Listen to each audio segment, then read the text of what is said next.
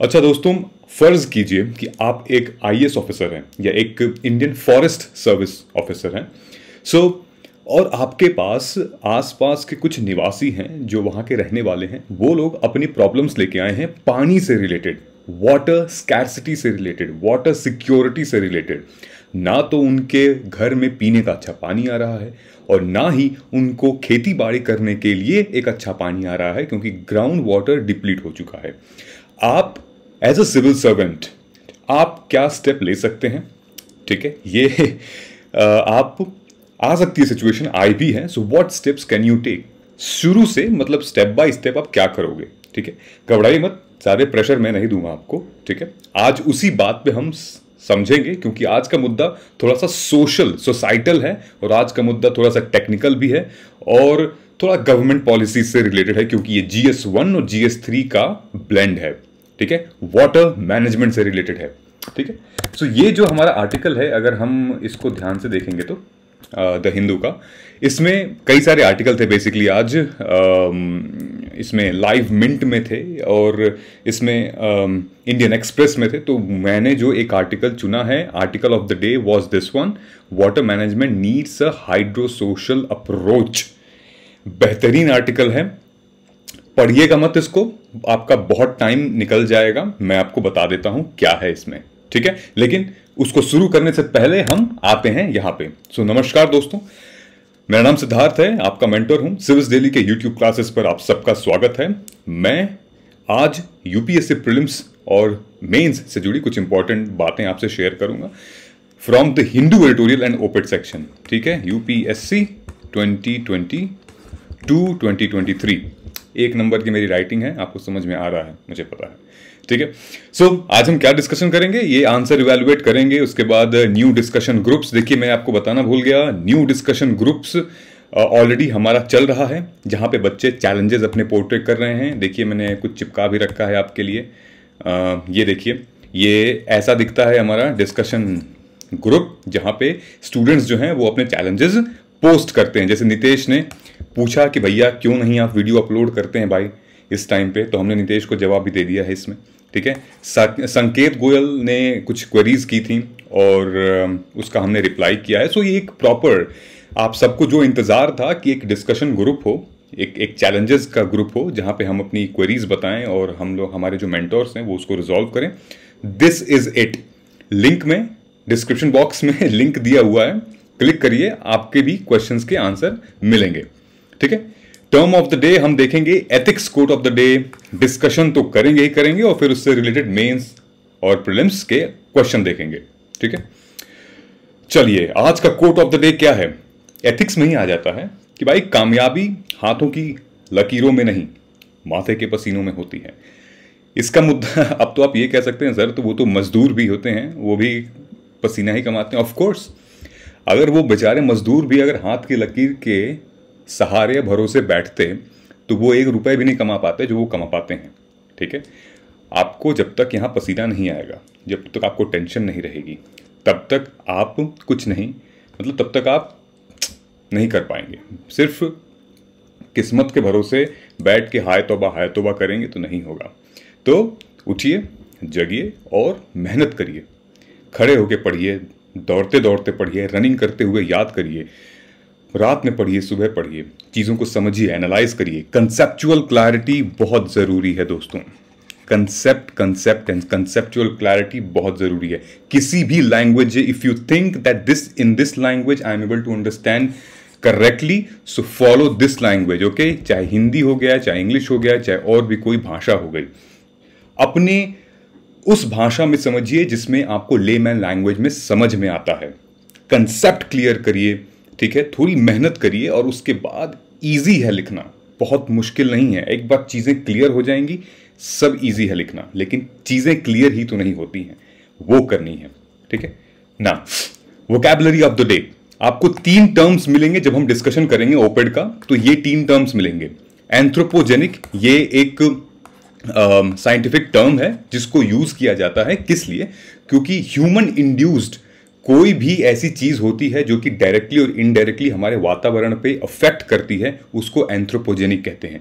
ये रिसेंटली भी आया था, उसमें जब पिग से रिलेटेड हमने बात की थी कि इंसान केंद्र में है और बाकी सब बकवास है। मतलब इंसान कोई भी डैमेज कर सकता है जानवर के साथ, वातावरण के साथ, इंसान ठीक होना चाहिए। तो वो एक एंथ्रोपोजेनिक, बहुत ही सेल्फिश एक्टिविटी होती है जिसका प्रभाव, दुष्प्रभाव पड़ता है एनवायरनमेंट पे। ठीक है। कॉन्टेस्टेशन का मतलब होता है दोस्तों डिस्प्यूट, एक पैरेलल आर्ग्यूमेंट भी चलना होता है उसका। और जब हम सामाजिक मुद्दों पे आएंगे, सोशियोलॉजी के टर्म्स में आएंगे, सो कॉन्टेस्टेशन का मतलब होगा यहां पे some specific issues that matters to public of that particular area. Axiom बोले तो रूल और principle that most people believe to be true, right. जैसे कि आपको बिलीव है कि हमारी इनिशिएटिव अच्छी है, ठीक है, हमारे पढ़ाने का तरीका आपको अच्छा लगता है, ये एक एग्जाम है ना।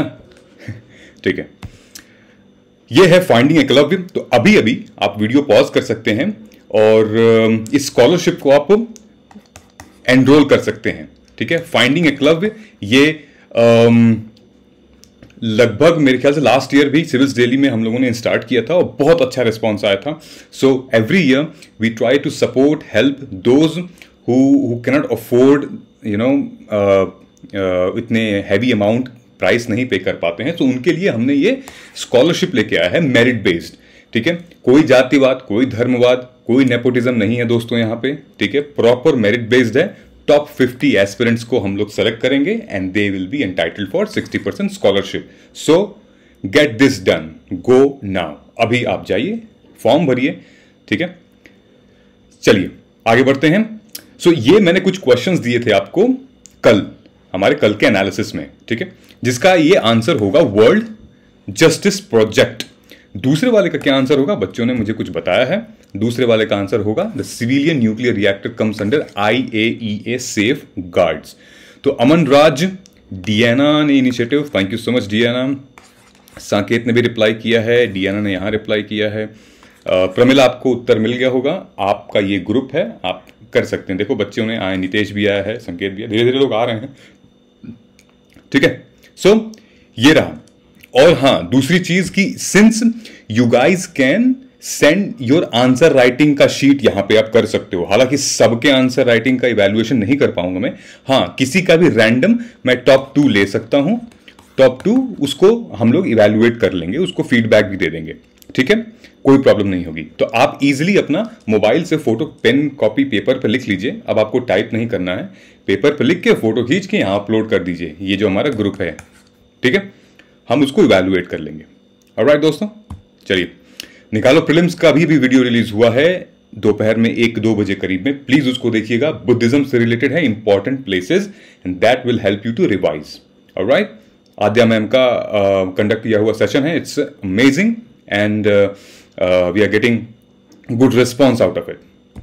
ठीक, so please do not forget to like, share and subscribe. Bell icon को हिट कीजिए। और ये है वो वीडियो जिसके बारे में हम बात कर रहे थे। ठीक है, let us move forward on our article. ठीक है, आर्टिकल पे आते हैं। Water management needs a hydrosocial approach. देखिए, इसको हम ब्रेक करते हैं। Water management needs hydrosocial approach. First two keyword है वाटर मैनेजमेंट। ठीक है, अब भारत में वाटर मैनेजमेंट कैसे होता है, एक तो ये सवाल है। दूसरा ये है it needs a hydrosocial approach. अब बोले तो ये हाइड्रोसोशल क्या है, राइट? एक तो ये कीवर्ड है। तो ये 2 कीवर्ड को हम आज अलग करके समझेंगे। ठीक है, हालांकि इस पूरे के पूरे आर्टिकल में बहुत ही टेक्निकल और बहुत ही इंपॉर्टेंट कंसेप्ट को पेश किया हुआ है with all the facts and figures. We will not go in the entire facts and figures, but we will touch some point of things. In case if you want to read, just pause this video here and you can read the highlighted part. Else, I am going forward. Okay? So, as I said, GS1 paper से related है, GS2 paper से related है। मेरा तो ये भी मानना है सोशल इश्यूज का भी बहुत बड़ा मुद्दा है यहाँ पे। घर में नहीं आएगा पानी, फिर क्या करोगे आप, राइट? खेती बाड़ी के लिए पानी ही नहीं रहेगा, क्या करोगे? सामाजिक मुद्दा हो जाएगा ना, सोशियो इकोनॉमिक कंडीशन, उस पर पॉकेट पे आपका अफेक्ट होने लगेगा। ठीक है, डिजास्टर मैनेजमेंट मुद्दा है बहुत बड़ा। ये एक बहुत ही जबरदस्त मैंने स्क्रीनशॉट लिया हुआ है कि वाटर सिक्योरिटी क्या होती है। ठीक है, 4 पिलर्स होते हैं वाटर सिक्योरिटी के। पहले कि दैट अ गुड गवर्नेंस होनी चाहिए, ठीक है, जहां पे एक एडिक्वेट लीगल इंस्टीट्यूशन होना चाहिए, ठीक है, ताकि सारे लोग उसको फॉलो करें, चाहे वो प्राइवेट पब्लिक पार्टनरशिप हो, ठीक है, नुकसान नहीं होना चाहिए। दूसरा ये है कि ट्रांस बाउंड्री कोऑपरेशन, ठीक है, ट्रांस बाउंड्री बोले तो ये इंटर और इंट्रा स्टेट दोनों है, ठीक है, कि राज्यों के बीच में, 2 कंट्रीज के बीच में अच्छा समझौता होना चाहिए। देखिए, आप कितना भी बाउंड्री सेट कर लेंगे, नेचुरल चीजों की आप बाउंड्री नहीं कर पाएंगे, ठीक है। आप ये नहीं कर सकते कि पानी बह रहा है भारत से पाकिस्तान, तो कुछ पानी को आप रोक दें, कुछ पानी को उधर ही बहने दें, कुछ पानी को हम भारत में लें, ऐसा नहीं होता है। पहाड़ नहीं तोड़ सकते, वहां से बाउंड्री हम नहीं बना सकते, ठीक है। सो कुछ चीजें हमें, नेचुरल चीजें जो हैं वो कोऑपरेशन के थ्रू, अच्छे से साठ गांठ के थ्रू हमें निभानी पड़ेंगी। तो ये बात हो रही है ट्रांस बाउंड्री कोऑपरेशन की। आप सॉवरेन हैं, आप सॉवरेन का हिंदी का मतलब क्या होता है? संप्रभुता। संप्रभु मतलब कि आप अपने मामले में, आपके लिए जो फैसला होगा वो आप खुद ही करेंगे, कोई और नहीं करेगा, right. The last decision of you to take will be on your self, nobody will push you, nobody will influence you. This is called transboundary. Peace and political stability. ऐसा नहीं होगा कि भाई किसी भी राज्य में या किसी कंट्री में कोई पॉलिटिकल इंस्टेबिलिटी हो एंड इसका अफेक्ट वाटर सिक्योरिटी पे आ जाए। किसी ने रोक दिया। अभी देखिए यूक्रेन रशिया क्राइसिस में क्या चल रहा है। हाँ, वाटर सिक्योरिटी नहीं है, लेकिन हाँ, गैस से रिलेटेड तो बात चल रही है ना। नॉर्ड पाइपलाइन ट्रू, उसको रोकने की बात की जा रही है। यूएस ने कहा है कि अगर यूक्रेन पे फिर हमला होगा और फिर तुम कीव में हमला करोगे, फिर तो हम नॉर्ड पाइपलाइन 2 रोक देंगे। यूरोप भी यही कह रहा है। सो पॉलिटिकल एंड स्टेबिलिटी होनी चाहिए, पीस एंड स्टेबिलिटी, ठीक है। और फाइनेंस, यहां पे फाइनेंस की जगह मुझे लगना चाहिए कि यहां पे ग्लोबल फाइनेंसिंग होनी चाहिए, ठीक है, कि इन सारे मुद्दों पे ग्लोबल फाइनेंसिंग बहुत जरूरी है, ठीक है। चाहे वो वर्ल्ड बैंक से हो गया, चाहे वो IMF हो गया, या फिर ट्रेड ऑर्गेनाइजेशन से रिलेटेड हो गया। और सबसे बड़ी बात, जब ये पानी का मुद्दा आता है ना दोस्तों, जब भी वाटर का मुद्दा आता है तो ढेर सारी इंटरनेशनल ऑर्गेनाइजेशन सामने निकल के आने लगती हैं। अभी हम समझेंगे, ठीक है। और सबसे बड़ी बात यहां पे इस पूरे आर्टिकल में जो स्ट्रेस की गई है वो ये है, ये जो आर्टिकल है आपका, सबसे बड़ी बात इसमें स्ट्रेस की गई है कि ये जितनी भी प्रॉब्लम्स हो रही हैं, ये कौन ड्राइव कर रहा है? ये हो रहा है just because of anthropogenic things. What is anthropogenic? Human induced activity. आप और हम, हमारे जैसे कई लोग इन चीजों का कारण हैं। वाटर स्कैर्सिटी का, वाटर स्ट्रेस का, इन चीजों का कारण है, ठीक है। ह्यूमन इंड्यूस्ड थिंग्स हो रहे हैं। सो आइए चलते हैं, आगे बढ़ते हैं। ये कौन है? ये है फादर ऑफ जो हमारा watershed management development prone area हुआ था, उसके इनके फादर कहा जाते हैं हर्मन बचर, ठीक है। एक है कहानी, बहुत अच्छी खासी कहानी है इनकी, वो हम कभी बाद में समझेंगे, लेकिन he is also known as the father of people led watershed development in drought prone area. बहुत अच्छा कॉन्ट्रीब्यूशन है इनका इसमें, and you can Google it about him. बहुत अच्छा कॉन्ट्रीब्यूशन था, इसलिए मैंने सोचा कि चिपका दूं यहाँ पे, आप लोग अपने मेंस आंसर में इसको कोट कर सकते हो, ठीक है। तो चलिए कहानी शुरू करते हैं। तो हुआ यूं था कि जो हमारा ग्लोबल वाटर सिस्टम प्रोजेक्ट है, जो 2003 में लॉन्च हुआ था, ठीक है। ग्लोबल वाटर सिस्टम एक जॉइंट इनिशिएटिव था, earth system science partnership plus global environment change के प्रोग्राम से। इन दोनों कमिटी ने, इन दोनों बॉडीज ने सेटअप किया था ग्लोबल वाटर सिस्टम प्रोजेक्ट 2003 में। अब इसका क्या मतलब था? बेसिकली GWSP जो है वो प्रोड्यूस करता है, it was on the scientific and human aspect, कि भाई water use in the era of global environmental change. इसमें क्या क्या आता था? इसमें यही आता था, it looks after the water governance, water conflict, water shortage, और जिसका एम था towards sustainable and equitable use of water. यहां पे इक्विटेबल का यूज है। इक्विटेबल मतलब कि जिसको जितनी जरूरत है वो उतना ही पानी यूज करेगा। ऐसा नहीं कि हम सक्षम हैं, हमारे पास भाई रोटी कपड़ा मकान है, बंगलो है, तो हम ज़्यादा पानी यूज़ करेंगे और सामने ही मेरे घर पे स्लम एरिया है, उनको पानी ही नहीं जा रहा है। गलत बात है ये, ठीक है। सो ग्लोबल वाटर सिस्टम प्रोजेक्ट जो क्या करता था, वाटर गवर्नेंस को लुक करता था, वाटर कॉन्फ्लिक्ट, वाटर शॉर्टेज और सस्टेनेबल यूज ऑफ वाटर। ठीक है, समझ में आ गया। यहां पे भी इसने ये कहा है कि भाई the fact is that fresh water resources are under stress. ठीक है, the principal driver is human activities in various form. देखेंगे हम क्या है फॉर्म का।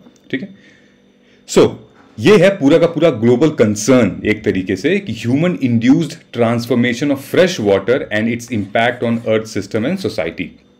ठीक है, अब जब पानी की कमी हो रही है, आदमी लोग मतलब ह्यूमन इंड्यूस्ड की वजह से पानी की कमी हो रही है, तो उसका हमारे धरती पे क्या इंपैक्ट आएगा और सोसाइटी पे क्या इंपैक्ट आएगा।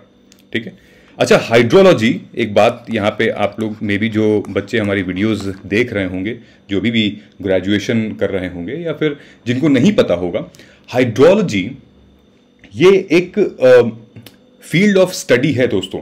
ठीक है, जहाँ पे हम धरती पे अर्थ पे कितना पानी है वो हम मेजर करते हैं। ना तो सिर्फ मेजर करते हैं, जो भी उसका डिस्ट्रीब्यूशन है, वाटर से रिलेटेड जितनी भी चीज़ें हैं उनको स्टडी करता है हाइड्रोलॉजी का डिपार्टमेंट। ठीक है, एक सेकेंड। तो बेसिकली इन चीज़ों को जो स्टडी करता है उसको हम हाइड्रोलॉजिस्ट कहते हैं। ठीक है, वाटर मैनेजमेंट से रिलेटेड धरती पे कितना पानी है, उसका कितना डिस्ट्रीब्यूशन है, उसकी कितनी कमी है, कहाँ पे वाटर मैनेजमेंट ज़्यादा है, कहाँ कम है, everything from top to bottom वो चेक करना एक साइंटिफिक स्टडी है जिसको हाइड्रोलॉजिस्ट कहते हैं। उस पोजीशन को वो देखते हैं। ठीक है, ये सांठगांठ किसके साथ होती है? इंजीनियर्स के साथ होती है। इंजीनियर्स अपने साथ में लाते हैं और मिलकर ये सारी चीजें होती हैं। ओके, सो हुआ यूं था कि ये आप देख रहे हो, ये कैसे कितना कुआं खोद के मुश्किल से ये निकला हुआ होगा एक ये जो मटकी है, गगरी है कहते हैं, और ये बच्चे बेचारे इंतजार कर रहे हैं, ये देख रहे हैं कि और कितना निकल सकता है, और इसी पे इनको 24 से 48 घंटे रहना पड़ता है। सोच के देखिए आप। ठीक है, सो सबसे पहले ये देख लेते हैं। अच्छा, यहां आने से पहले मैं आपको एक और चीज दिखाना चाहता हूं कि ये आप देखिए। सबसे पहले मैंने कहा था ना कि इसको हम डिवाइड करते हैं वाटर मैनेजमेंट को। ठीक है, उसके बाद हम आएंगे हाइड्रो सोशल अप्रोच पे। तो ये है हमारा पार्ट 1।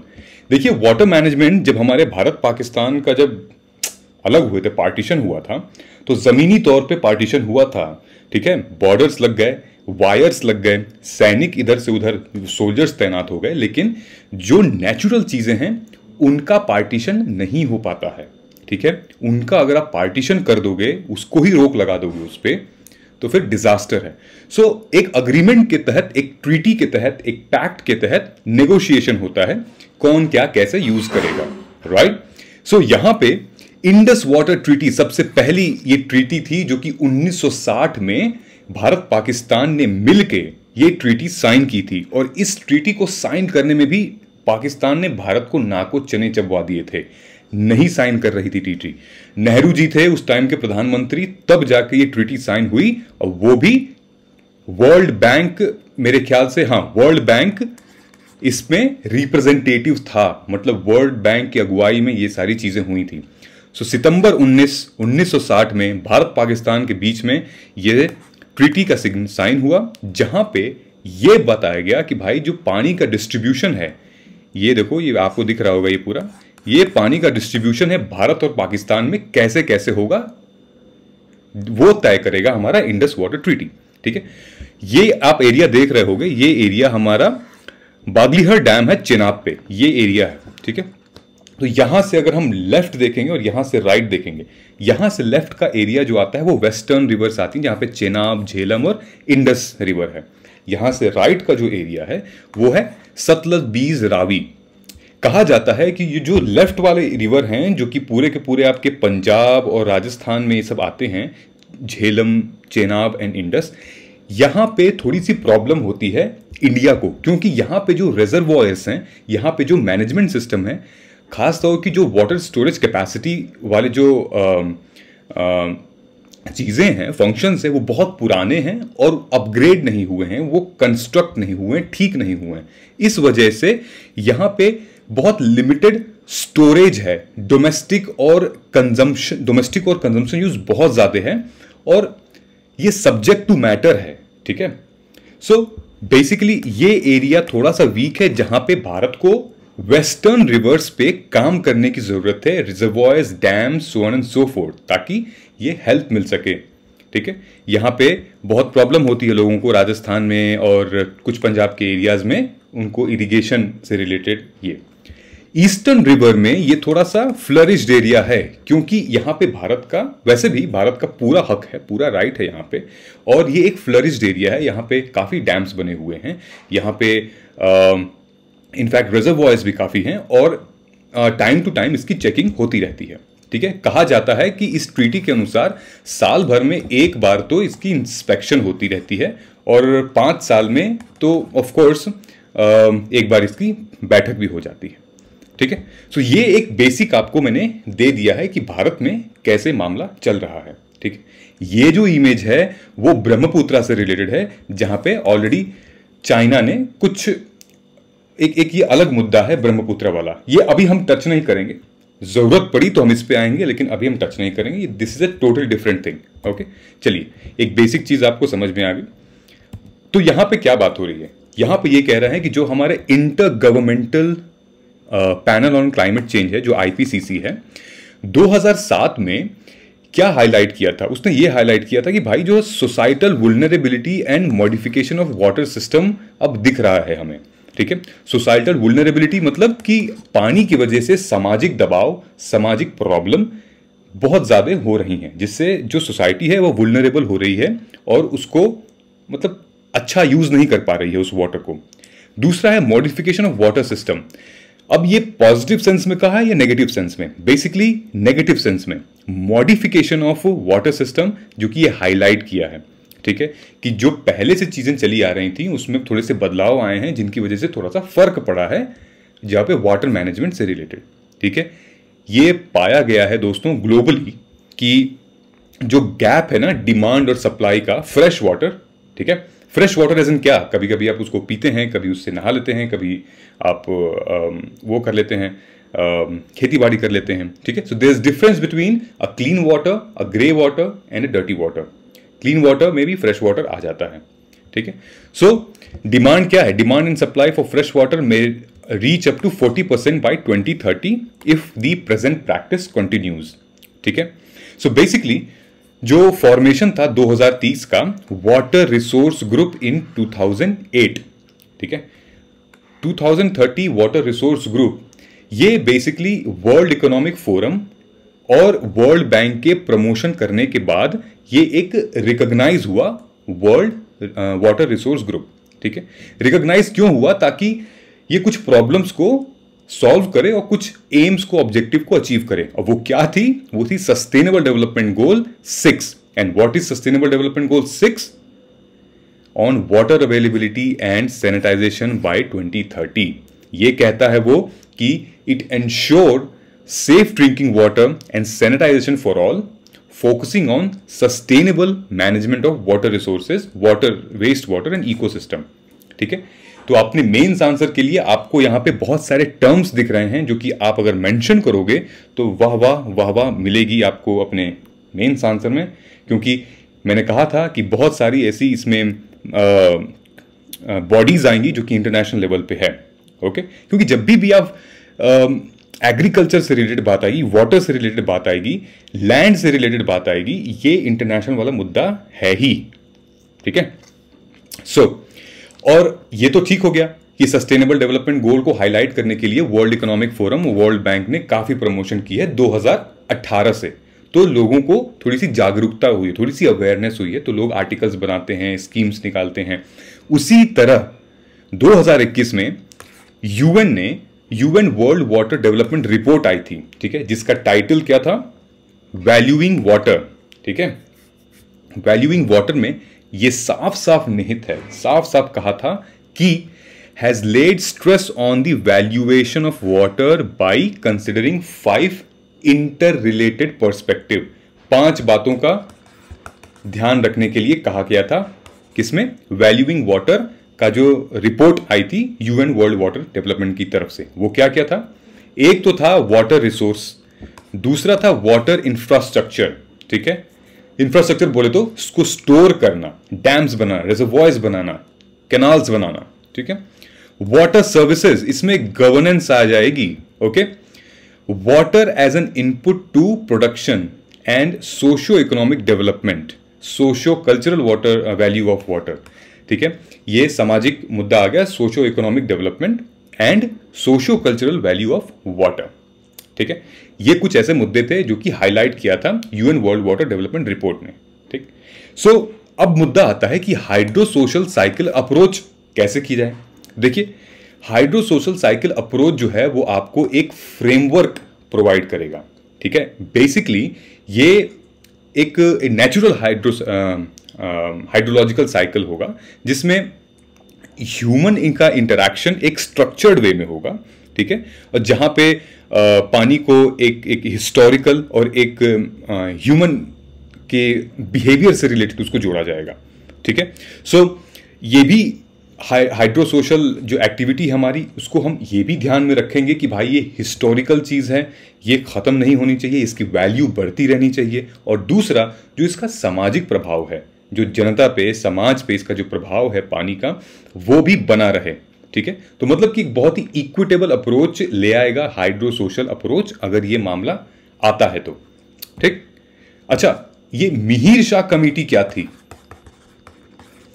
ये कमेंट करके बताइएगा। ये वाटर रिफॉर्म्स के ऊपर थी मेरे ख्याल से, रिसेंटली अभी रिपोर्ट आई थी इनकी। मिहिर शाह कमेटी की सबसे बड़ी रिपोर्ट है वाटर रिफॉर्म से रिलेटेड, वाटर रिसोर्सेज रिफॉर्म से रिलेटेड, वो बता दीजिएगा मुझे। ठीक है, नाउ अब बात आ रही है इंट्रा और इंटर बेसिन ट्रांसफर की। सो इंटर बेसिन क्या होता है, सबसे पहले तो ये लगा लीजिए। बेसिकली ये जो इंटर बेसिन ट्रांसफर है, ये आप ये लगा लीजिए कि ये हो गया आपका सोर्स। ठीक है, जहां पे ढेर सारे हर एक रिजर्वॉयर में पानी अवेलेबल है। This is the basin, okay, जहां पे पानी अवेलेबल है। और ये है सूखा, जहां पे पानी बिल्कुल ड्रॉट है ही नहीं, ये यहां से यहां जाता है। ठीक है, इसको एक टर्म है इसमें इन्होंने दिया है, what do we call it, एक सेकेंड, इसमें इन्होंने लिखा है, हम अभी केन बेटवा पे भी आएंगे। Okay, so here the decision is larger question. यहाँ पे फर्स्ट बेसिक प्रेमाइस डेफिसिट, हाँ, सरप्लस बेसिन और डेफिसिट बेसिन, ये है सरप्लस और ये है डेफिसिट। सरप्लस बेसिन में पानी खूब होता है, ठीक है, डेफिसिट बेसिन में पानी नहीं है। तो जैसे इसमें पानी है, आसपास के लोग खेती बाड़ी कर सकते हैं, आसपास के लोग इसको यूज कर सकते हैं इरिगेशन के लिए। ठीक है, कैनाल इरिगेशन के लिए यूज किया जा सकता है।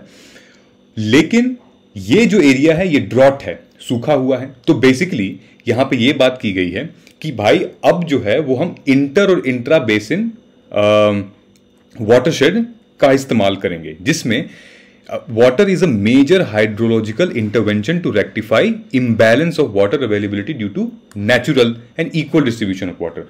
तो इनका ये कहना है कि इसमें से पानी इसमें जाएगा, ठीक है, पाइप के थ्रू जाएगा या फिर ये इसके थ्रू ही इतना लंबा ये बनाया जाएगा, इसके थ्रू जाएगा। ठीक है, इसका सबसे बड़ा एग्जाम्पल है केन बेटवा प्रोजेक्ट। ठीक है, केन बेटवा प्रोजेक्ट बुंदेलखंड का बहुत बड़ा प्रोजेक्ट था, लगभग 18,000 करोड़ का प्रोजेक्ट था, जिसको कहा गया था केन बेटवा रिवर इंटरलिंक प्रोजेक्ट।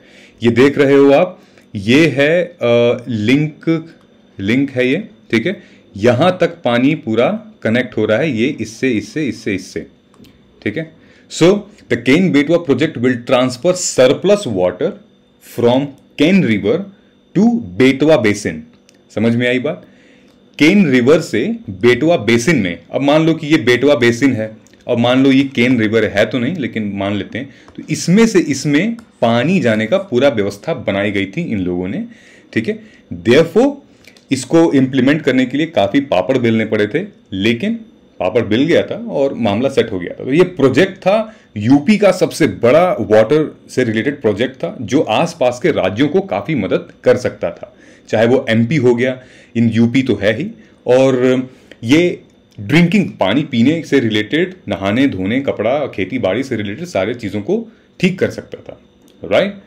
दूसरी चीज़ ये थी कि इसमें नेगेटिव इम्पैक्ट क्या था।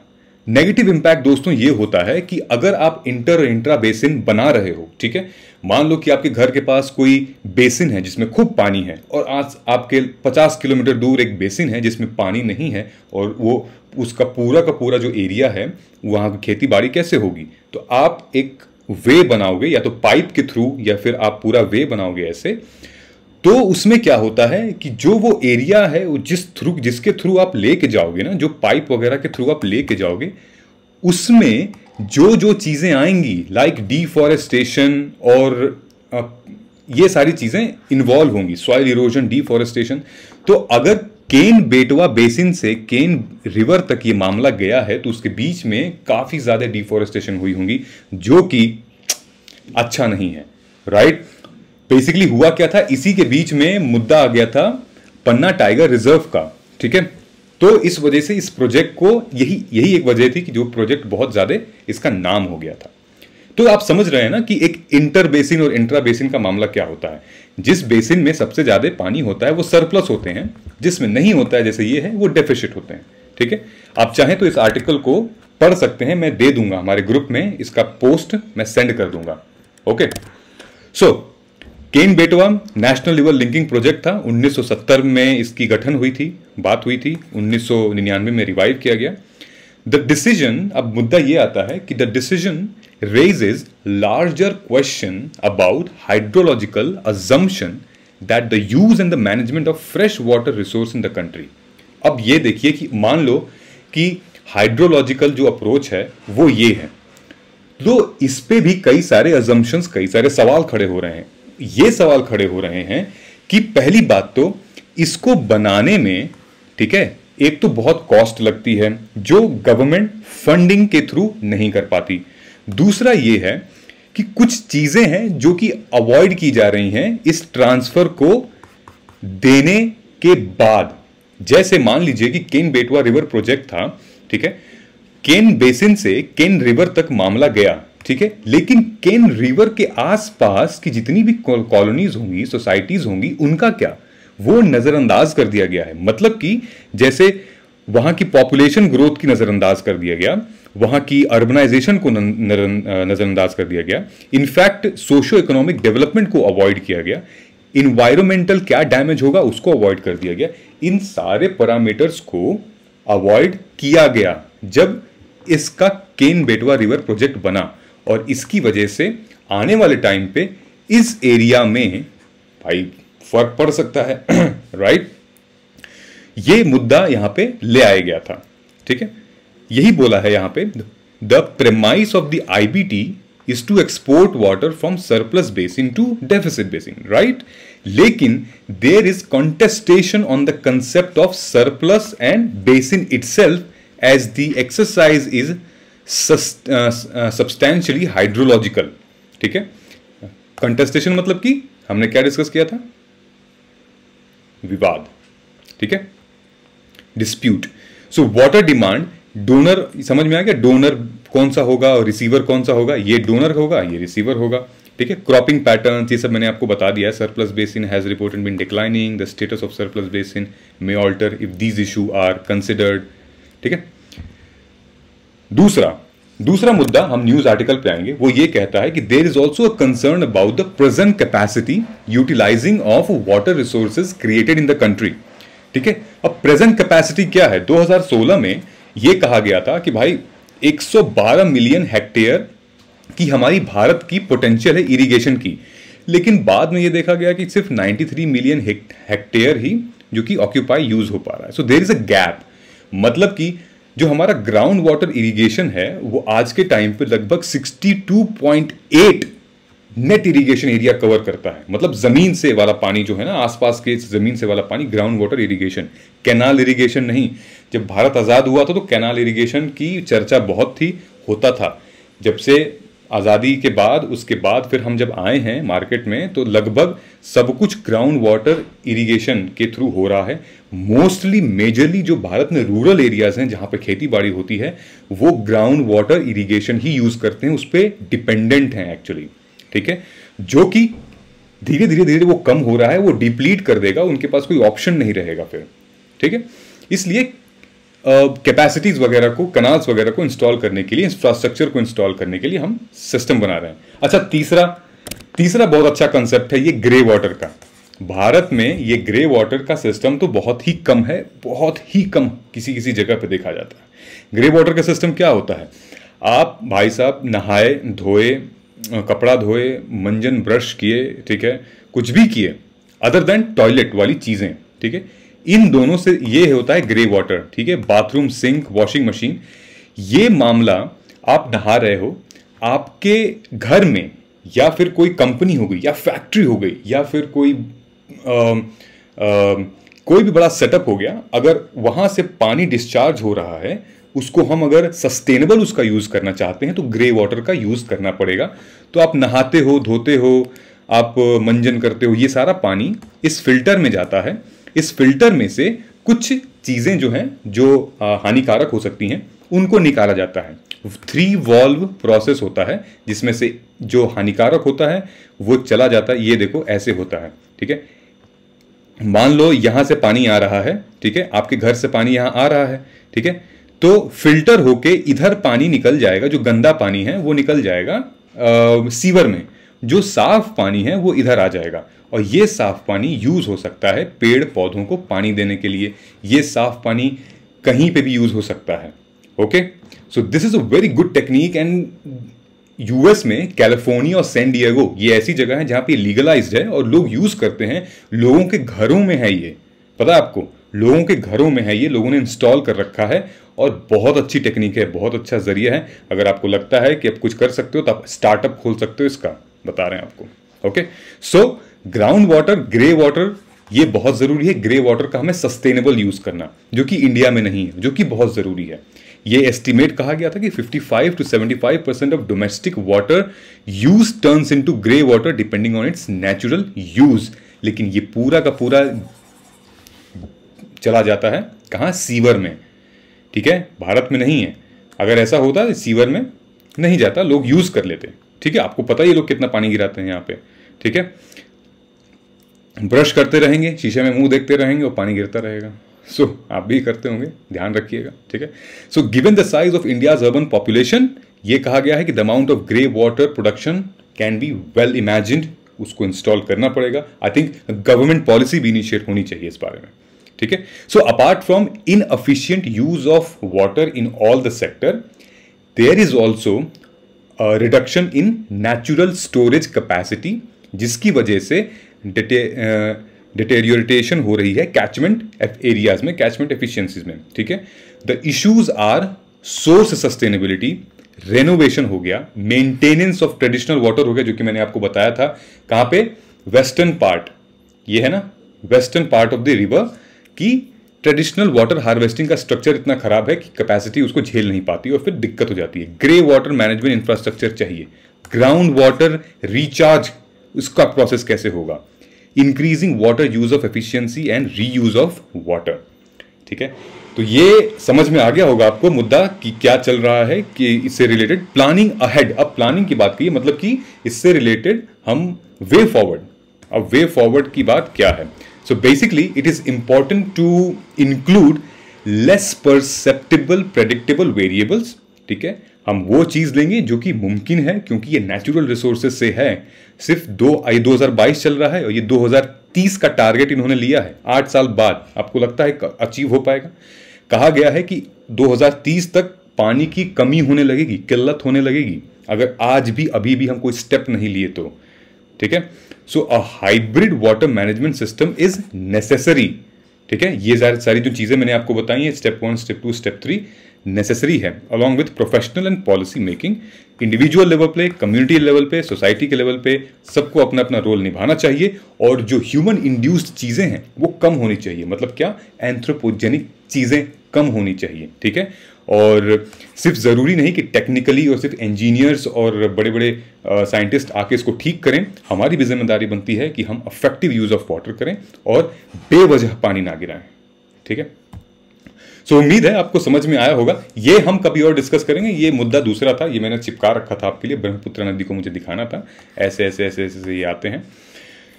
ठीक है, सो हम इसको बाद में डिस्कस करेंगे। उम्मीद है कि आपको चीज़ें समझ में आई होंगी। सो ये कुछ क्वेश्चंस हैं मेरे दोस्त, कमेंट करके बताइएगा। 3 इंपॉर्टेंट मोस्ट प्रोबेबल क्वेश्चंस हैं। वीडियो पॉज कर लीजिए और इसको अभी भी देख लीजिए कौन से प्रोबेबल आंसर हो सकते हैं। The next slide talks about the mains answer. Now you can submit your mains answer in our group. लिख के कॉपी में फोटो खींच के अपलोड कर दीजिए डायरेक्ट, हम चेक कर लेंगे। ठीक है, so this is how it does. आप पॉज करके देख लीजिए, कमेंट कर लीजिएगा और उम्मीद है आपको आज का ओपेड एनालिसिस समझ में आया होगा। तब तक के लिए अलविदा लेता हूं। आप अपना ख्याल रखिए। Please do not forget to like, share and subscribe and join our new challenge group, discussion group. ठीक है, मिलते हैं कल के ओपेड एनालिसिस में। जय हिंद।